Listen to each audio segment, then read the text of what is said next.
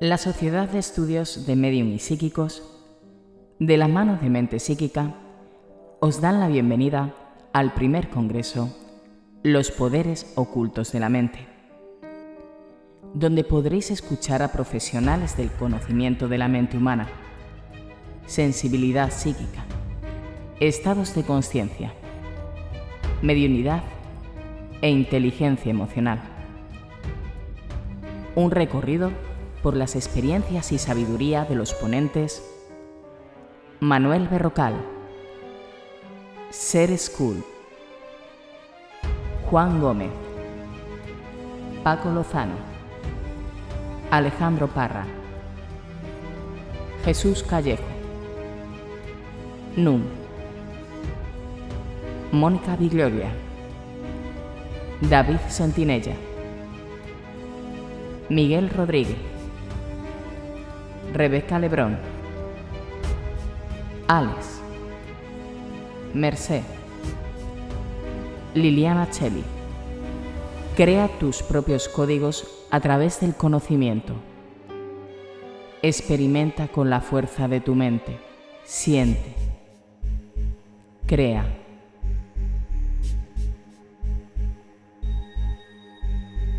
Vive.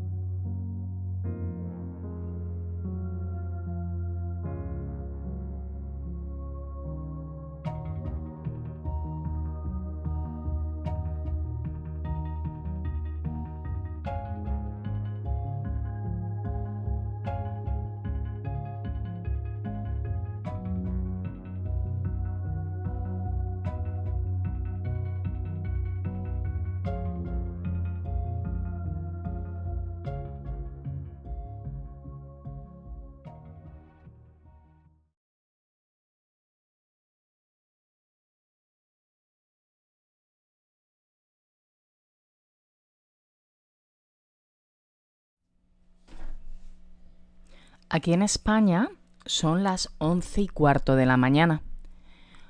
Es de día, pero estamos en un momento, en una hora muy especial, donde nos ha dado tiempo a prepararnos un café, una infusión, y yo os invito a que os relajéis e incluso en un momento dado cerréis los ojos, porque nuestra próxima invitada ponente nos va a llevar a la Edad Media. Podréis disfrutar, de la explicación que nos va a dar de la vida de Hildegard von Bingen con su libro Las estrellas extinguidas. Ella es Ser School, es cantante, música y artesana y autora de este libro donde habla de esta maravillosa mujer que tiene contacto con, vamos a decir, el mundo espiritual. Y además que tiene contactos con visiones y un estilo de vida que no iba muy acorde a aquella época. Cerramos los ojos, visualizamos estrellas, escuchamos a Sere y viajamos con ella. Adelante.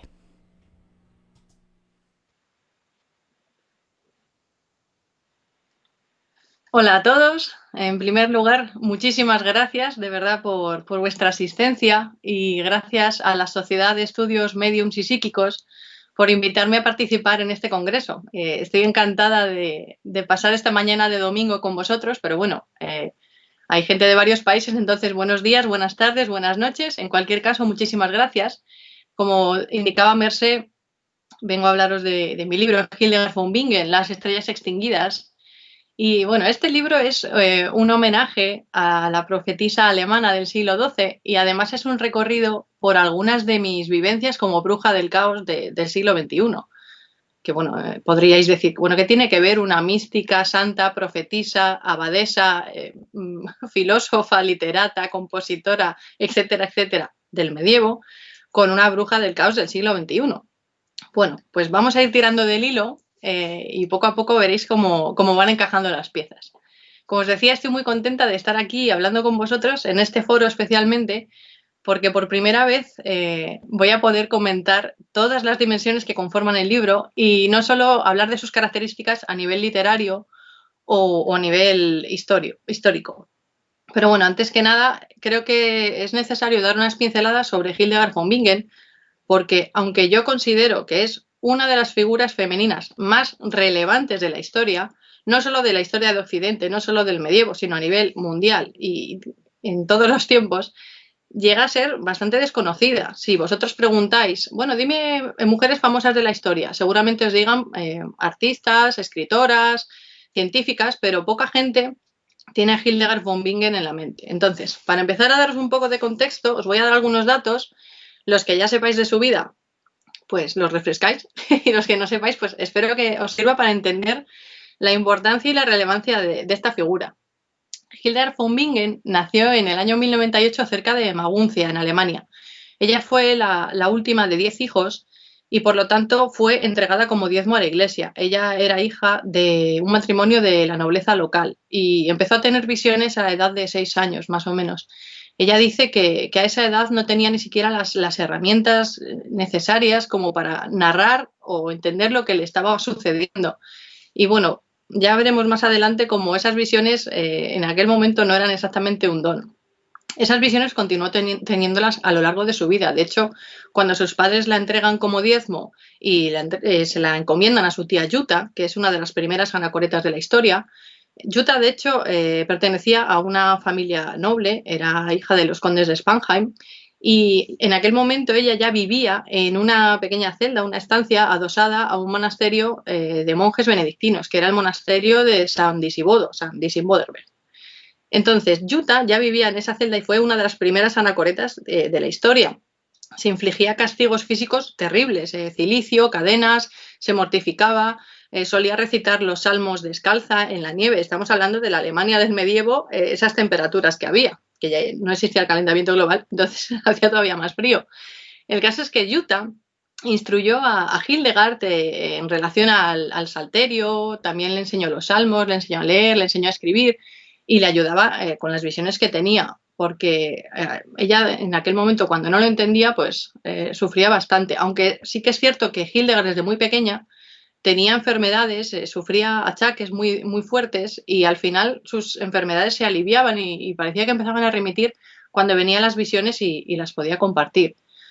Con el paso del tiempo, donde ellas vivían, fueron ganando reputación y fue traspasando los muros del monasterio, con lo cual fueron ingresando novicias y se acabó convirtiendo en un pequeño convento benedictino femenino adosado al monasterio de Disibodenberg, porque ya en aquella época todos los monasterios que había en los que, bueno, o los conventos tenían que depender de un monasterio masculino. También hay que tener en cuenta que la clausura en aquella época no era tan estricta como se piensa ahora, que es que te metes en un cuarto y hasta luego. No, o sea, ellas podían salir de vez en cuando, lo justo, muy moderadamente, podían relacionarse con otra gente. De hecho, ellas se relacionaban con otras novicias, tenían que vivir una vida, tenían que comprar, tenían que hacer cosas, ¿no? No estaban ahí olvidadas de la mano de Dios, nunca mejor dicho. Como os decía, Hildegard sufría estas enfermedades y visiones, pero solo le contaba sus visiones por aquella época a su tía Jutta y al monje Volmar. Bueno, todos estos personajes aparecen en el libro, pero creo que es necesario que lo tengáis en mente que este camino fue solitario, pero gracias a figuras que fueron apareciendo en su vida lo fue llevando mejor. El caso es que ella le contaba sus visiones a su tía Jutta y al monje Volmar, que empezó siendo su preceptor o su protector, como si dijéramos, y acabó siendo su mejor amigo, su secretario y poco menos que su escriba hasta que Volmar murió. Cuando muere su tía Jutta, que muere en 1136, Hildegard es elegida abadesa con 38 años. En esta elección tiene que ver el abad del monasterio que se llamaba Cuno, que bueno, ya veremos que a veces bajo el manto de ayudar se esconde una intención, pero bueno, ya lo veremos más adelante. Las visiones se sucedían, ya no estaba su tía Jutta, ella seguía viéndolas y entonces ella a su confesor, que era el monje Godfrey, le iba contando las visiones que tenía y este monje es el que va al abad Cuno y el abad Cuno se lo comunica al arzobispo de Maguncia. Y el obispo de Maguncia es el que ordena a Hildegard que las escriba, que empiece a escribirlas. Aquí podríamos decir, qué majo el abad Cuno que va a ayudar a Hildegard. No, el contexto también es que si tú en un monasterio tienes una persona que se reconoce como visionaria, y lo reconoce la iglesia como visionaria, es una fuente de ingresos, porque aumenta el peregrinaje, aumentan las donaciones, aumentan los favores, etc. Entonces, con esa intervención del abad, pues ella pudo empezar a escribir esas visiones. En el año 1141 es cuando empieza a escribir la que para mí es su obra, la obra que más me ha llegado de ella, que es Scivias. Scivias, bueno, es una abreviatura del latín, significa conoce los caminos del Señor. ¿Por qué es importante conocer los caminos del Señor? Porque ella quería que se conocieran los caminos y que una vez que se conocieran los caminos, ya eligiera cada cual si iba por el camino bueno o por el malo. Porque ir por el camino bueno, cuando solo conoces el camino bueno, no tiene ningún tipo de mérito, ni genera ningún tipo de aprendizaje, ni de crecimiento, ni realmente no vale para nada, porque al final eres un borreguín que no tienes libre albedrío. El tema del libre albedrío es algo que en la obra de Hildegard se toca. Bueno, como os decía, en el año 1141 empieza a escribirlo y entonces empieza a colaborar también con una monja joven que llega al convento. Ella es Ricardis von Stade, que acabará siendo el amor de su vida. Ricardis von Stade sí que es de familia noble y está instruidísima, domina el latín, domina varias lenguas, además es muy inteligente y erudita. Entonces, claro, eso enriquece y supone un trampolín a la creación de Hildegard también. Cuando ella sigue escribiendo Hildegard, termina recibiendo la aprobación del Papa Eugenio III para escribir y publicar la obra. Esto es importantísimo, esto es un hito porque, claro, Scivias, recordemos que se empieza en el 141 y acaba en 1151, 10 años después. Y el Papa Eugenio III la autoriza a publicar la obra. Y esta aprobación es indispensable porque supone el reconocimiento oficial de que la labor de Hildegard en realidad está inspirada por Dios. Volvemos al medievo. Este concepto es vital. Entender que está inspirada por Dios y que no tiene que tener miedo de que la censuren de demente o de blasfema o que la acusen de hereje o de tener favores o tratos con el diablo o cualquier otro tipo de acusaciones que podían arrojarse en esa época, es muy importante. Es muy importante a nivel histórico y cuando yo estudié mi obra fue muy importante para mí, porque a mí eso me llega en el sentido de que una persona que está experimentando percepciones y manifestaciones de otro sitio, llámalo como, ya podéis llamar como queráis, le podéis meter la creencia que queráis, pero fue con la verdad por delante, en una época en la que habría que irse con mucho cuidado. Hildegard se la juega y al final consigue su objetivo. En el año 1150, aparte de cuando ya está casi terminando Scivias, ella al final, a través de una visión, ve que tiene que cambiar de monasterio, se traslada a Ruppersberg. Y ahí es cuando se opone Cuno, porque claro, al final, oye, que sea una fuente de ingresos muy potente, ¿no? Y bueno, este es otro hito porque nos encontramos ante el primer monasterio femenino de monjas autónomo. Ya es independiente de los monjes, no depende de ninguna entidad masculina para regirse, ni para organizarse, ni nada. Hasta entonces siempre había dependido de la parte de los monjes de la orden benedictina, específicamente varones, y ahora me dejo de líos, tengo una visión, lo veo claro, tenemos que estar solas, y entonces se van. Bueno, podríamos estar hablando de Hildegard, podríamos hacer la ponencia de Hildegard vamos, solo hablar de ella porque es una maravilla y de hecho, o sea, no va a ser así porque si no, pues vaya tela. Pero yo recomiendo que si os está empezando a resonar la historia de Hildegard, antes de lanzaros a leer su obra, leáis lo que ha escrito la experta, una de las mayores expertas que hay en el mundo, que se llama Victoria Cirlot. Victoria Cirlot tiene numerosos formatos, conferencias, libros, estudios, tratados, etcétera. Y antes de sumergiros en la obra de Hildegard, yo sí que recomiendo que primero hagáis un pequeño aterrizaje y primero hagáis una pequeña toma de contacto para que os ponga en contexto y podáis apreciar todavía más el mérito y la capacidad de Hildegard. Voy a intentar resumir su obra porque ya os digo que Hildegard nació en 1098, pero es que murió con 80 años. 80 años en pleno medievo. ¿Y por qué murió con 80 años? Pues, y eso que estaba enferma, pasaba temporadas larguísimas en cama, muy enferma. Ella misma, a través de su observación, ella podía decir, pues voy a plantar esta planta tiene estas propiedades, me la voy a tomar. Esto sirve para los dolores de cabeza o, por ejemplo, un pequeño modelado que hice, creo que lo tengo por ahí, creo que lo podéis al fondo. Ella hizo unas galletas que las llamaba las galletas de la alegría y las galletas de la alegría en realidad llevaban especias como, por ejemplo, la canela, que luego se ha descubierto que tienen propiedades vivificantes, ¿no? Eso es la parte de la obra que tiene ella como que parte de la observación. Ella tiene 5 grandes libros y 7 más pequeños y luego además tiene más de 77 obras musicales y además llevó un intensísimo intercambio epistolar del que se conservan más de 300 cartas, pero no con cualquiera, no con su familia. En plan, ¿qué tal lo llevas? Yo bien, me mudo de monasterio. ¿Otra vez? No, o sea, no hablamos de ese, que también lo sabría, pero hablamos de que ella se convirtió en el oráculo de numerosas personalidades y se escribía con reyes, papas, nobles, emperadores, reprendía los actos de las decisiones de cuando consideraba que algo no tenía lógica o se salía de la ética, ella escribía. Y en general ella estaba abierta a la gente de cualquier condición social que buscara consejo y ayuda, como por ejemplo casi más avanzada en su vida, pues cuando ayudó en un exorcismo, que eso también es una historia en sí misma, o cuando evitó que excomulgaran a una persona a un hombre que había sido enterrado en su pequeño cementerio, pero la iglesia lo quería sacar, desenterrar porque había sido excomulgado por algo que había hecho. Y Hildegard peleó ya en los últimos años en el último año de su vida prácticamente. Peleó y peleó y peleó para conseguir que este hombre no fuera extraído del cementerio. O sea, ella nunca se cansó de luchar por lo que consideraba justo o por lo que consideraba ético o por lo que consideraba que era lo que tenía que ser. Entonces, dentro de las obras, como ya sabéis, bueno, he nombrado antes Escivias, que para que os hagáis una pequeña idea, trata de la creación del mundo, habla del ser humano, del ser, también habla del desarrollo de la Iglesia y habla también de la historia pasada, de la presente, del futuro, habla en ese caso, de la especie humana en general, habla de cómo se desvía de Dios y cómo regresa al Padre, ¿no? Ahí vamos, de ahí, una de las visiones que hablará al final es el de las estrellas extinguidas. Y luego hay otros 2 libros también.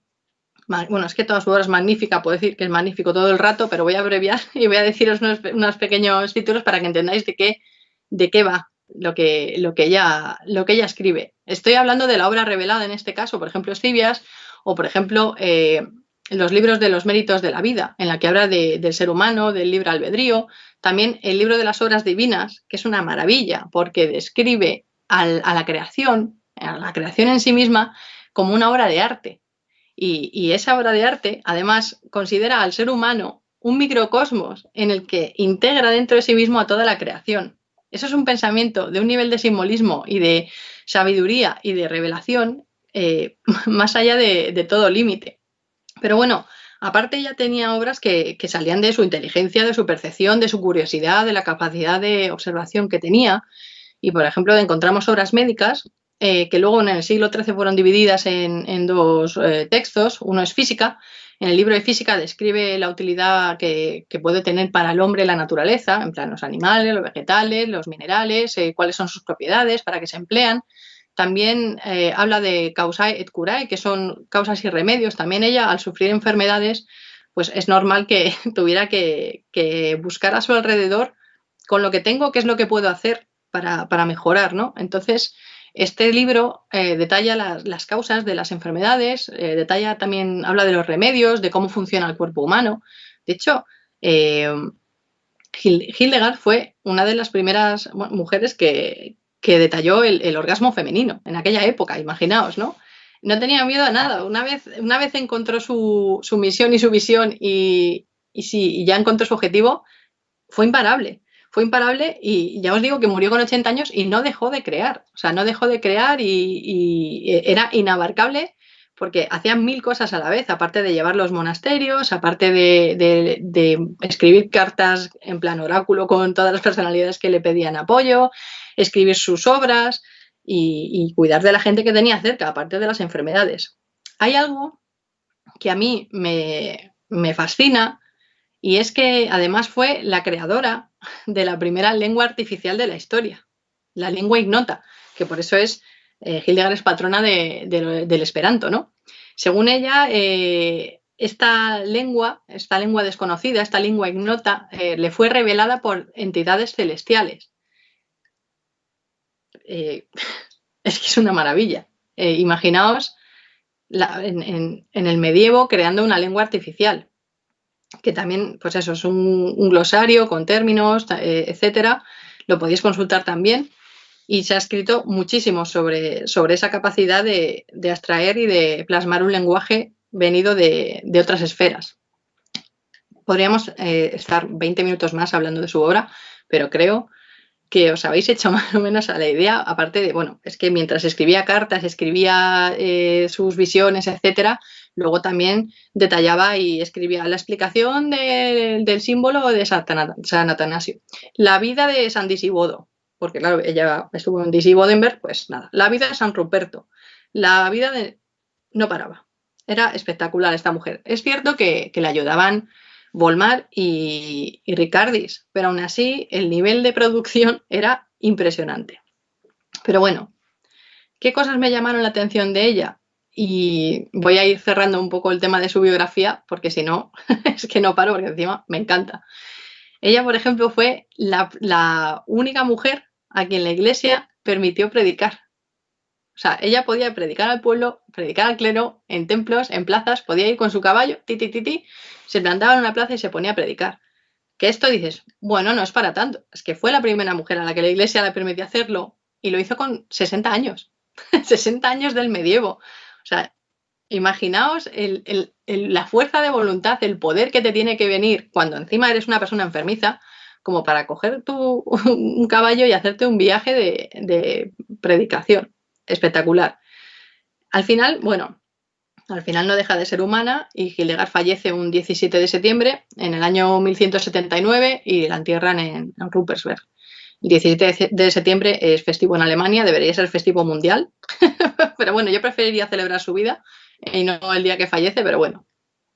Entonces, espero que con esto, yo sé que son muchos datos y de hecho he intentado simplificar lo máximo posible.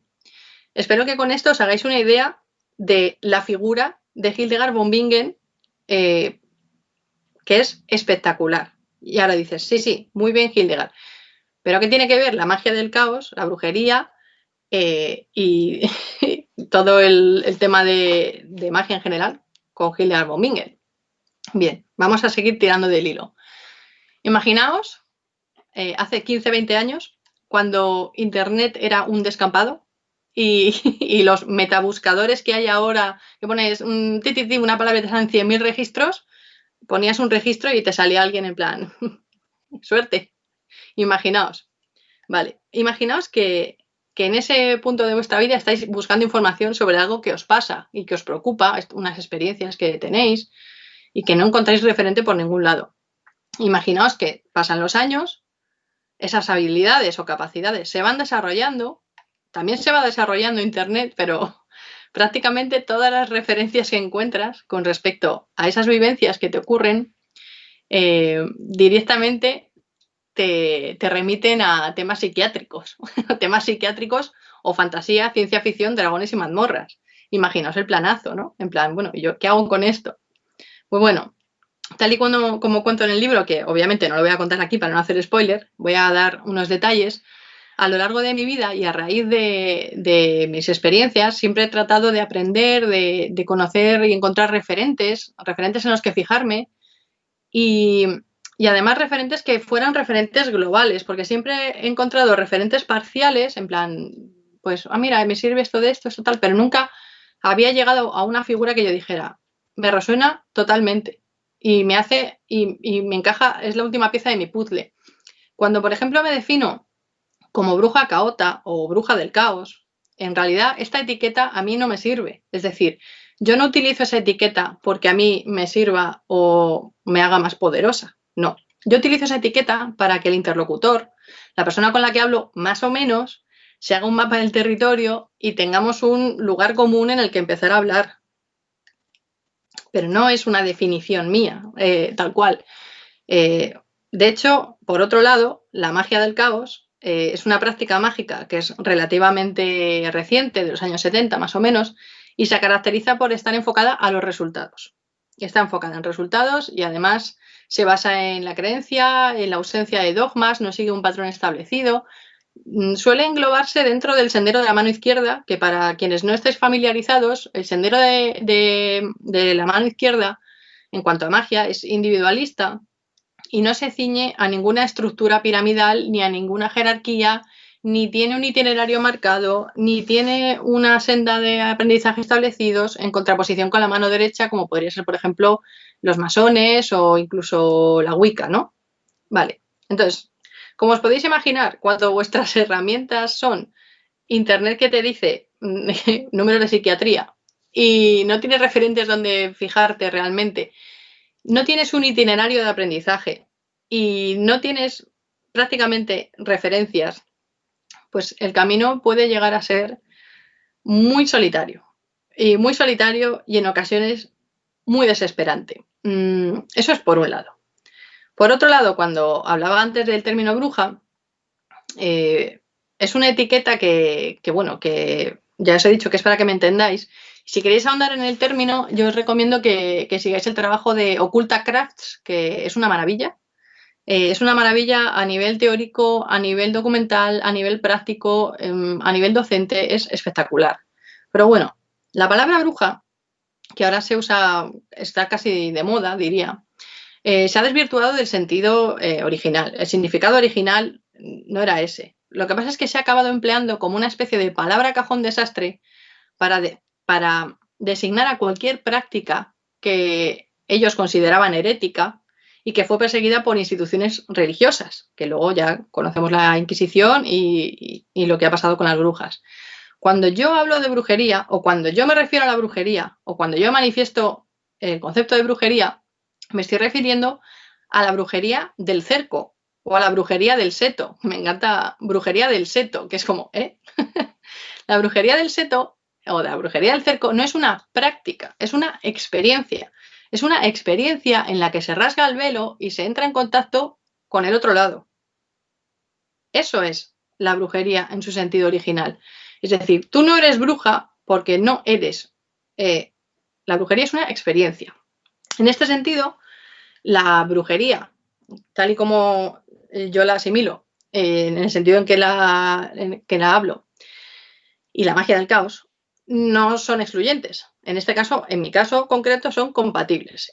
Pero como os podéis imaginar, cuesta encontrar referentes, porque si por un lado tienes el sendero de la mano izquierda, que es prácticamente suerte en la vida, y por otro lado hablas de la brujería como una experiencia, es muy difícil encontrar referentes. ¿Qué más dificultades encontré en este camino hacia la magia y la autoaceptación, básicamente? Pues a ver, soy una persona, aunque no lo parezca, o sí lo parece, extremadamente racionalista. Es decir, soy muy racional y me dedico, de hecho, mi actividad profesional se centra en consultoría de negocio y coaching ejecutivo. Como os podéis imaginar, hay que ser muy racional y hay que tener las cosas muy claras y ser muy práctico. Por otro lado, aparte del recorrido, digamos, laboral, está el recorrido artístico, ¿no? Mi faceta artística abarca música, interpretación, modelaje, ahora estoy ilustrando y todo el arte que desarrollo en la actualidad está enfocado a materializar o a plasmar lo que canalizo y lo que percibo más allá de los sentidos. En el último ejemplo es lo que os decía, ¿no? Las ilustraciones que estoy haciendo ahora son ilustraciones basadas en los sueños lúcidos que experimento, que más adelante os hablaré de los sueños lúcidos. Pero bueno, aunque soy un híbrido entre las dos facetas, la profesional, entre comillas, o digamos la normal, y la de un poco más allá, se nos suelen mostrar contradictorias, de hecho, en la sociedad. Necesito un equilibrio entre ambas. Porque las veces o sea, yo necesito un equilibrio para poder sobrevivir mental, emocional y físicamente, prácticamente dicho así, porque cuando la balanza se ha decantado a favor de lo estrictamente artístico, sin producir, componer, pam, pam, pam, como una máquina, o he pasado del arte, he intentado cortar ese canal y dedicarme solo a lo ejecutivo, al final he sufrido las consecuencias. Y he sufrido las consecuencias de muchas formas. Y siempre el resultado siempre ha sido una tristeza y un sentimiento de irrealidad y de tierra de nadie y de no pertenecer a ningún sitio y de estar bloqueada totalmente, que ha sido horrible. También lo cuento en el libro. No quiero daros más detalles, pero bueno. Así que, llegados a ese punto, cuando llegas a ese punto de bloqueo total, no tienes una religión en la que refugiarte, porque yo no creo en ninguna religión establecida. No tengo ningún tipo de fe por la cual, aunque mi raciocinio esté bloqueado, mi ánimo y no sé, mis ganas de vivir se enfoquen en algo porque tengo fe. Y además no tenía ningún tipo de referente que no fuera alguien parcial, alguien que artísticamente muy bien, pero me falta la parte práctica, ¿no? Pues llegó un momento de mi vida en que me vi desbordada. Y cuanto más desbordada estaba, pues ahí apareció nuestra amiga, a través de una serendipia muy potente. Y bueno, a continuación, pues, ¿cómo conocí a Hildegard von Bingen, no? Bueno, un poco de historia. Hace muchos, muchos, muchos años, más de los que imagináis, cuando yo era pequeña, cuando era una niña, yo cantaba en un coro. Y cantaba en el coro del colegio, formaba parte de las sopranos de allí del coro y teníamos un repertorio extensísimo, fueron bastantes años. Mucho tiempo después, cuando yo ya había empezado a dirigir mi trabajo a que el arte fuera un canal para expresar lo que yo percibía de otros sitios, Hildegard volvió a mí mientras preparaba una performance del Tarot Toth de Aleister Crowley junto a Eva Speita. Entonces, bueno, yo es que recuerdo ese momento y lo revivo. En ese momento estábamos preparando el repertorio de canciones, de temas, incluso de texto que íbamos a llevar. Y Eva, buscando temas, empezó a cantar a Angelis Suis Mandavid de T. Esa canción me resonó muchísimo y me quedé totalmente patada. Entonces, algo que no podía entender. Entonces le dije, ¿dónde has escuchado eso? ¿Dónde lo has cantado? Canta más temas. Y me dijo que estaba ella en una formación de música medieval, tal, y después se puso a cantar otro tema porque le dije, cántame más. Entonces empezó a cantar Caritas in omnia abundat y ahí ya algo se me rompió en la mente. O sea, fue como, ¿qué es esto? Le pregunté quién había compuesto esto, me habló de Hildegard von Bingen, digo, esta mujer me suena, y bueno, claro, cuando acabamos la sesión me fui a mi casa y ese mismo día a las 2 de la mañana buscando información de Hildegard von Bingen, hasta que llegué, me empecé a ver toda la discografía, todo, hasta que horas después descubrí la canción, que por cierto siempre había cantado mal en el coro. La canción es O Eucaris in leta via, y ahí me di cuenta de que de verdad que la estaba cantando muy mal en el coro y que era todavía más bonita que como yo la recordaba.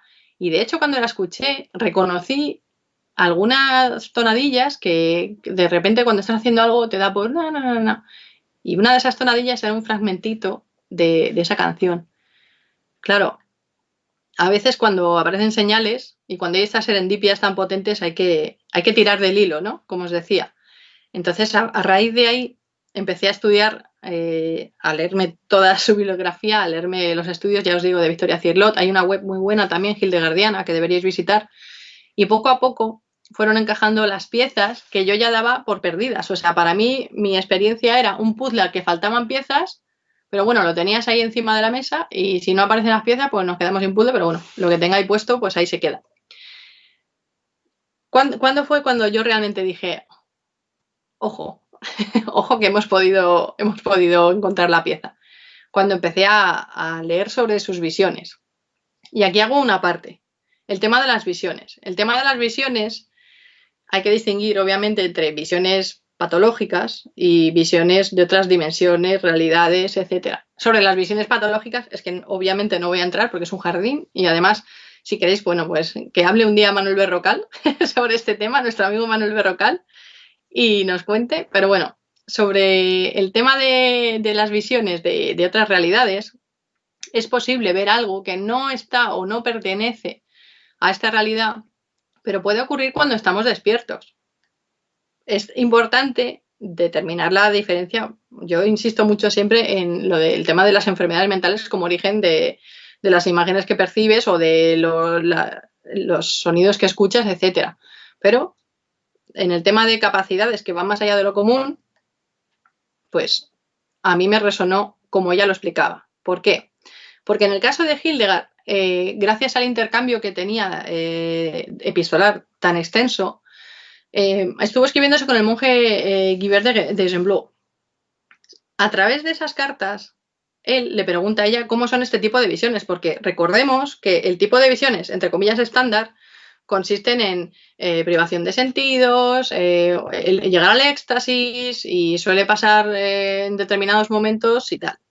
Lo que ella relata es muy distinto. O sea, ella, por ejemplo, decía que ni se producían durante el sueño, porque se producían durante la vigilia, ni alcanzaba el éxtasis, ni perdía los sentidos, ni tenía asociación con fechas concretas o con actos litúrgicos, como por ejemplo le podía ocurrir a Isabel Bonsnau, que era contemporánea de Hildegard, y que esta mujer pues tenía visiones extáticas justo, pues yo que sé, en la liturgia de tal, o el día de la celebración de tal, y entonces le ocurrían estas experiencias, que quizás por eso a mí el tema de las visiones a nivel religioso nunca me había traído y nunca me había puesto a investigar por mi cuenta, porque yo no me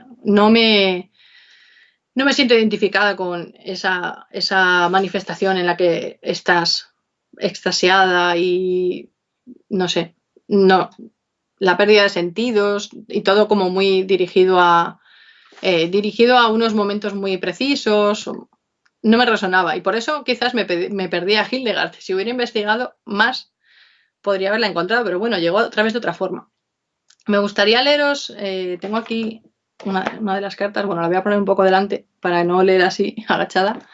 Es literalmente, ella en una carta le dice al monje: no oigo estas cosas ni con los oídos corporales ni con los pensamientos de mi corazón, ni percibo nada por el encuentro de mis 5 sentidos, sino en el alma, con los ojos exteriores abiertos, de tal manera que nunca he sufrido la ausencia del éxtasis. Veo estas cosas despierta tanto de día como de noche. Fijaos qué maravilla, porque ya no es solo el estigma de reconocer que tienes visiones y tal, sino que encima tus visiones no tienen nada que ver con otro tipo de visiones que se han estandarizado o aceptado en otras místicas o en otros místicos, ¿no? O sea, es totalmente distinto a como lo están viviendo los otros. Es un doble riesgo, ¿no? Dar el paso. Y de hecho ella en su libro, en el prólogo de Liber Divinorum Operum, ella escribe, bueno, lo voy a leer literal, esperaos, para que, es que quiero ser muy literal cuando son palabras de ella. A ver, ella dice: despierta de cuerpo y mente en los tiempos celestes, lo vi con los ojos interiores de mi espíritu y lo oí con los oídos interiores, y no en sueños ni en éxtasis.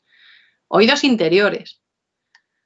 Cuando yo leí esa descripción, bueno, ella también habla de los oídos interiores, los ojos de la mente, etc. Cuando yo leí ese tipo de descripciones, ahí fue cuando dije, la he encontrado. He encontrado mi referente. Más allá de que sea cristiana, de que sea abadesa, de que sea... He encontrado mi referente. De hecho, hacía unos años en una entrevista me preguntaron por el tema de visiones, de percepción, de magia, Y bueno, yo contesté algo que llevo diciendo siempre, porque lo he sentido así y no soy la única que no soy una iluminada, o sea, más gente lo siente así, ¿no? Yo contesté que estoy convencida de que la magia es algo que va un poco por delante de la ciencia y que en algún momento se descubrirá que hay personas que poseen ciertas capacidades que trascienden a los sentidos y que por eso pueden percibir o ver más allá de lo tangible, ¿no? Igual que alguien tiene el oído agudizado o la vista o tal, pues hay ese sentido o esa capacidad desarrollada en algunas personas que les llevan a tener este tipo de visiones o de experiencias o de percepciones. Por otro lado, ella no separaba la ciencia de las visiones. Es decir, tú porque creas en la magia o creas o tengas visiones o tengas cierto tipo de experiencias, no hace que reniegues del otro. Ella escribía tratados sobre medicina, sobre la naturaleza, sobre el funcionamiento de las cosas, y todo lo que ella hacía era recopilar información, observar, aprender y usar todo lo que tenía a su disposición para conseguir sus objetivos. Eso es maravilloso. Y de hecho, tiene hila en ese punto con la magia del caos, porque la magia del caos es resultadista. Es beber de varias fuentes, aprovechar todo lo que tienes a mano, aprovechar de todos los recursos, aprender de donde puedas, y con todas esas herramientas y con todo lo que puedas recopilar, úsalo. No seas dogmático, no rechaces algo porque piensas que si tú estás haciendo esto solo puede ser auténtico si sigues este sendero. No, aprovecha todo lo que tienes y úsalo para tus objetivos. En ese sentido, volviendo al tema de las visiones, cuando en otra entrevista me preguntaron también, y yo decía que yo no veo, o sea, yo no, cuando hablo de visiones, no hablo de visiones que tú ves en plan, mira, sino que es como que te aparecen imágenes o sonidos en la mente, y usando una similitud un poco comparada con los escritos de Hildegard, pues un poco básica, es como si de repente se te descargara información en el cerebro, en la mente, y no siempre sigue una lógica y no es algo que tú hagas a voluntad, en plan, a la hora voy a conectarme y me voy a descargar, voy a con el pendrive aquí y me descargo información. En este sentido, en el sentido de la visión como inspiración, eh, existen muchas similitudes entre la visión, la inspiración y por tanto el arte. Como artista, te inspira algo, de repente sientes una inspiración y lo plasmas. Y en ese momento, cuando yo estoy creando, bueno, cuando yo estoy plasmando más bien, ahí no me considero que sea creadora. Yo puedo componer algo y puedo crear algo y sigue siendo arte. Pero cuando estoy plasmando algo, no me considero creadora, sino ni constructora. Soy una herramienta o un canal o un sujeto pasivo que canaliza algo que viene de otro sitio y lo plasma. Y para mí esa es la relación indisoluble también, una de las miles de conexiones entre el arte y la magia. Que bueno, que tampoco creáis que he descubierto la pólvora, porque eso es algo que se ha hablado desde tiempos inmemoriales, ¿no? Hay autores de distintas épocas refiriéndose a esta idea. Pero claro, la idea no es idea hasta que tú la interiorizas y hasta que tú la experimentas. Y en el momento que tú sientes y experimentas y pasas por esa experiencia, es un antes y un después, has pasado a otro sitio. Por citar algunos ejemplos de artistas, etcétera, he elegido dos creadores y dos artistas distintos. Uno es Peter Brook, que es un afamado director de teatro. Y bueno, lo voy a leer también. Es que cuando hablo de las citas de otras personas me gusta ser muy exacta. Entonces, decía Peter Brook, definiendo el teatro sagrado. Lo llamo teatro sagrado por abreviar, pero podría llamarse teatro de lo invisible hecho visible. El concepto de que el escenario es un lugar donde puede aparecer lo invisible ha hecho presa en nuestros pensamientos. Todos sabemos que la mayor parte de la vida escapa a nuestros sentidos. Una explicación más convincente de las diversas artes es que nos hablan de modelos que solo podemos reconocer cuando se manifiestan en forma de ritmos o figuras. Esta cita es una maravilla. Hay gente como Alan Moore, que Alan Moore a lo mejor os suena, es más actual, es más referente, es escritor, guionista, también es mago del caos, y afirma en su libro de Ángeles Fósiles, que podéis encontrar en la editorial de La Felguera, dice esta maravillosa frase: ¿qué ha reivindicado nunca la hechicería que el arte no haya conseguido ya de forma innegable. No sé si algunos de los que estáis conectados allí sois artistas, pero seguro que a alguno le resuena. Pero bueno, y volviendo a Hildegard, ¿qué relación también hay entre el arte y la magia y sus visiones y tal? Pues al leer su biografía ves que las dolencias y la angustia de Hildegard, cuando ella experimentaba visiones y las plasmaba en sus miniaturas simbólicas, en sus obras literarias, en sus obras musicales y las dictaba, mejoraba. Sus dolencias digamos que se mitigaban. Hildegard compaginaba, como sabéis, como os he dicho antes, la obra nacida de su capacidad intelectual y de la observación, y llegó un momento en el que tuvo que elegir entre sufrir esas capacidades o compartirlas. Y decidió compartir sus experiencias y materializarlas en arte, materializarlas en literatura, en música, y ese arte perdura 9 siglos después. Y me parece fantástico. Y el pensamiento que se destiló en mí cuando yo ya estaba hasta arriba con su información fue: si una mujer del medievo da ese paso, ¿cuál es mi excusa para no dar ese paso en pleno siglo XXI? Y esa reflexión fue la que me llevó a escribir el libro y a redoblar mi actividad artística. Por ejemplo, el proceso de escritura, bueno, el proceso de escritura fue, escribí el libro en 5 días con sus 5 noches, porque tenía toda la información y necesitaba plasmarla. Tampoco os penséis que es un libro de 5.000 páginas, tiene 180 y pico, tampoco, ¿sabes? Pero bueno, ahí está. Y yo sentía la necesidad de percibir como ella. Entonces me fui al castillo de Sigüenza, a la torre del Cardenal Cisneros, totalmente sola, y me puse ahí a escribir. Ahí escribí, aparte de la vida de ella, escribí pues sobre mis viajes, mi búsqueda de respuestas, mis frustraciones, mi lado racional, mi lado más intuitivo, y lo plasmé en 3 secciones o 3 libros dentro del mismo libro. El libro primero es el silencio, obviamente cuando esas capacidades son una carga. El libro segundo es la iluminación, cuando ya empiezan a encajar las fichas, las piezas. Y el libro tercero es la revelación, en cuanto ya dices: ya sé lo que tengo que hacer con esto, ya sé lo que tengo que hacer con esto que me pasa. Y a partir de ahí, una vez encontré el qué, vino solo el cómo. Incluso en la forma de narrar el libro, hay gente que me dice: bueno, no voy a contaros de verdad, no voy a hacer spoiler, estoy aquí amenazante. Me dicen: ¿cómo es que la parte de Hildegard está contada con un narrador, que es un narrador omnisciente, o bueno, más bien como si fuera espectador, y tu parte está en primera persona, que eso es más lógico? Y ahí es donde entran en juego los sueños lúcidos. Yo tengo sueños lúcidos, el primero que recuerdo lo tuve con 12 años. Yo pensaba que eso era lo normal, y cuando me di cuenta de que no, de que hay gente que, de hecho, no es tan frecuente tener sueños lúcidos, fue un poco como Soy Leyenda, ¿no? En plan, a que lo normal no es esto. Bueno, pues ya está.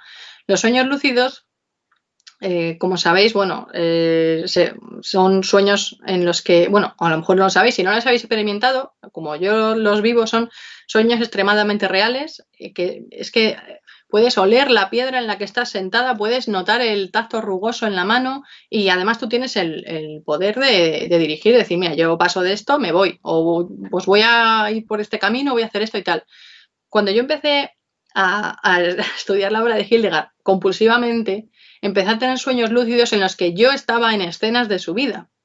En escenas de su vida en las que ella estaba hablando con los diversos personajes que aparecen en el libro, que en realidad son personajes reales de la historia. Y cuando yo me despertaba, los grababa en audio y luego ya los transcribía. Pero yo realmente, esas experiencias en realidad han sido del estudio que ha procesado mi cerebro, y a lo mejor con información de cual vete a saber, se han plasmado esas escenas de la vida de Hildegard que sí que están, que sí que pertenecen a su vida real. O sea, no me he inventado fechas, ¿sabes? No he generado información nueva, pero sí el punto costumbrista que se obtiene es porque realmente es una observación de una escena dentro de un sueño lúcido. Y por eso es distinta la narrativa, ¿no? La voz del narrador.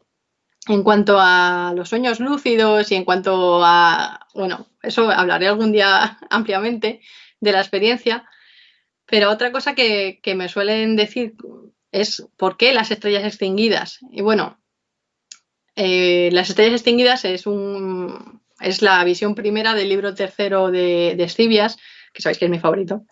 Y bueno, para ir concluyendo voy a dar unos pequeños datos. Voy a leeros la visión a la que se refiere, que es de hecho, bueno, creo que se ve por aquí. La portada de mi libro es un cuadro que hice homenaje a la miniatura que representa la visión de las estrellas extinguidas, que en realidad las estrellas extinguidas son una parte de una visión compuesta. Os la leo. La primera visión del libro tercero. El que en su trono está sentado. Gilgamesh tiene una visión en la que ve a un ser luminoso sentado en el trono y uno de los extractos es este. Entonces, del misterio del ser luminoso sentado en el trono, vi salir una estrella de gran esplendor y belleza, y con ella una multitud de brillantes centellas.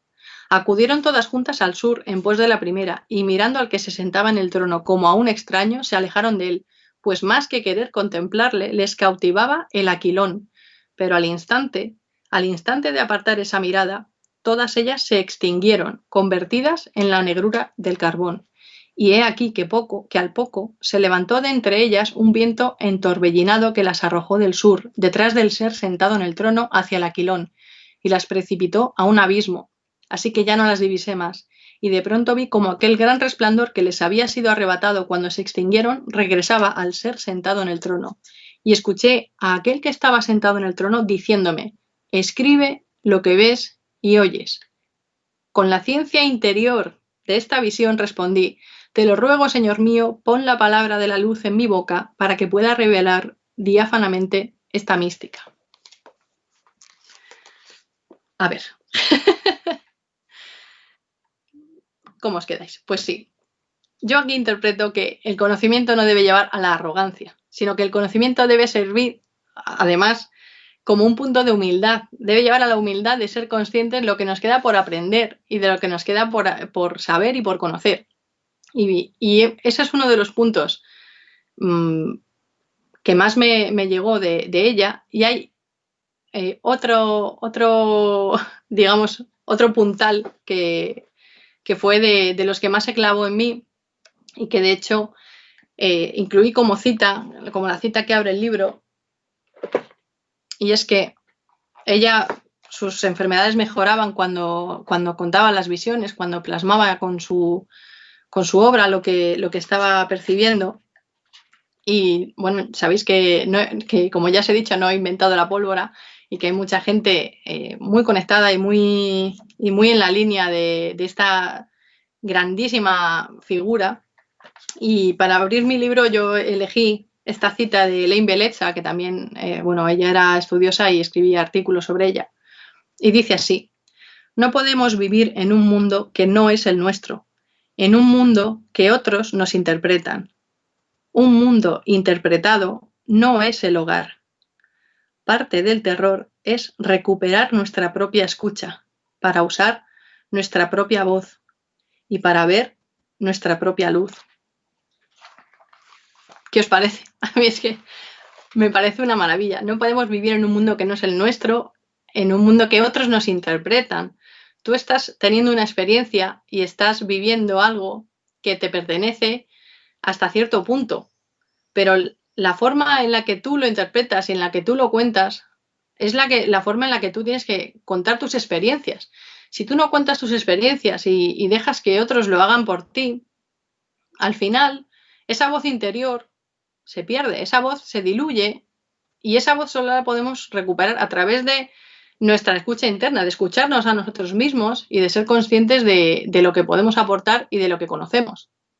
Y en este sentido, ya uniendo todo lo que os comentaba antes, conocer a una, es que no sé, una de las figuras más importantes de la historia y saber que en pleno medievo había una mujer que estaba viviendo esas experiencias y que a su vez estaba desarrollando tareas y funciones propias de, pues eso, incluso a nivel político, a nivel organizacional del convento, a nivel teológico, tratados, poemas, obra literaria, obra médica, una mujer que puede compaginar todas estas facetas y que además es capaz de encontrar su propia verdad, de asimilarla, de hacerle frente y de además decir, bueno, con lo que tengo, ¿qué es lo que puedo hacer? ¿Y cómo puedo hacer que esto, en vez de convertirse, esta experiencia, en vez de convertirse en un lastre, lo convierta en algo que tenga utilidad y que me ayude a conseguir mis objetivos? ¿Cómo no puedo caer a los pies de Hildegard von Bingen y darle las gracias por existir y por haber hecho que el puzzle de todas las identidades, de todas las experiencias y de todas las facetas en el siglo XXI encajen gracias a esta maravillosa mujer que vivió en pleno siglo XII? Y bueno, esto es todo lo que quería comentaros sobre el libro de Hildegard von Bingen, Las estrellas extinguidas. Espero que os haya entrado curiosidad por conocer la obra de Hildegard, por ahondar en la figura de la Sibila del Rin. Y si decidís ahondar en la figura, os vuelvo a recomendar Victoria Cirlot y que empecéis primero por entender cuál es su contexto y que le vais a dar más valor a todo lo que hizo. Y bueno, este libro, para mí esta figura, Hildegard, llegó a mí en forma de serendipia, una serendipia fortísima que me ayudó en el camino del autoconocimiento, de encontrar mi propia voz, de aceptarme y de vivir el arte en otra dimensión, casi literalmente. Así que bueno, espero que este librito, que he hecho como homenaje a ella y narrando mis experiencias y mi lucha casi por el sendero de la magia, de verdad que os deseo que se convierta en vuestra propia serendipia. Y bueno, me gustaría daros las gracias a todos, porque es la primera vez que he podido hablar ampliamente sobre el libro a muchos niveles, a tantos niveles, de hecho, más allá de su valor, entre comillas, de poner en relevancia a una figura histórica o de poner en relevancia la figura femenina, la fuerza de cómo medrar en unas estructuras de poder jerárquicas y masculinas, más al margen de cualquier tipo de lectura sociológica o de cualquier tipo de lectura que podamos tener a nivel estructura, sociedad, cultura, etcétera. Es la primera vez que he podido compartir abiertamente y a gusto, y como todos vosotros, esta visión y esta concepción. Así que, bueno, ya para terminar, me gustaría daros las gracias. Muchísimas gracias de nuevo a todos por haberos conectado, por haber estado al otro lado. Y bueno, el retraso ha sido debido a que a veces la mística no se lleva con la técnica. Entonces, gracias por vuestra paciencia, gracias por compartir conmigo este espacio. Muchísimas gracias de nuevo a la Sociedad de Estudios de Médiums y Psíquicos por haberme invitado a participar en el Congreso, por haberme dado voz, por haberme animado a hablar de este tema, y espero volver a veros a todos y volver a coincidir con vosotros en este plano o en otro muy pronto. Así que muchísimas gracias. Gracias, Sere, gracias por habernos llevado, bueno, pues a un recorrido, ¿no?, de tu libro, de la vida de esta maravillosa mujer. Y sobre todo, gracias por explicarlo también, por transmitirlo también, porque lo has ido ordenando, como digo yo, en pequeñas cajitas para que no juntemos todos los datos, mucha información, pero muy bien ordenada, con lo cual ahora lo que tenemos que hacer es recoger esta información y juntarla cuando empecemos a leer tu libro, que, como le he comentado a otros compañeros, nada más que lo tenga, tenemos una quedada para que nos lo dediques. Muchas gracias.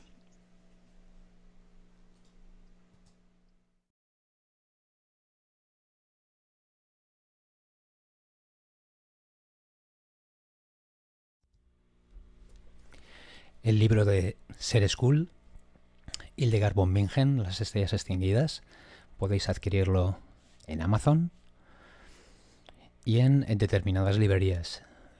Si queréis saber el listado de esas librerías, podéis poneros en contacto con ella visitando su página web. Y ella, estamos seguros que estará encantada de facilitaros ese listado para que podáis adquirir su libro.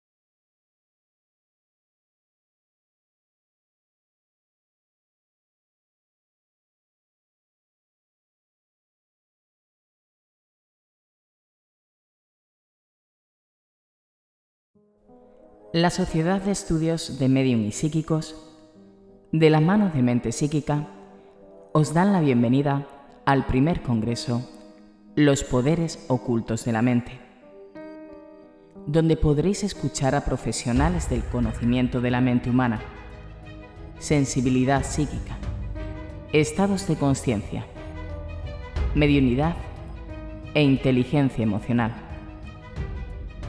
Un recorrido por las experiencias y sabiduría de los ponentes Manuel Berrocal, Ser School, Juan Gómez, Paco Lozano, Alejandro Parra, Jesús Callejo, Num, Mónica Vigloria, David Sentinella, Miguel Rodríguez, Rebeca Lebrón, Alex, Merced, Liliana Cheli. Crea tus propios códigos a través del conocimiento. Experimenta con la fuerza de tu mente. Siente. Crea.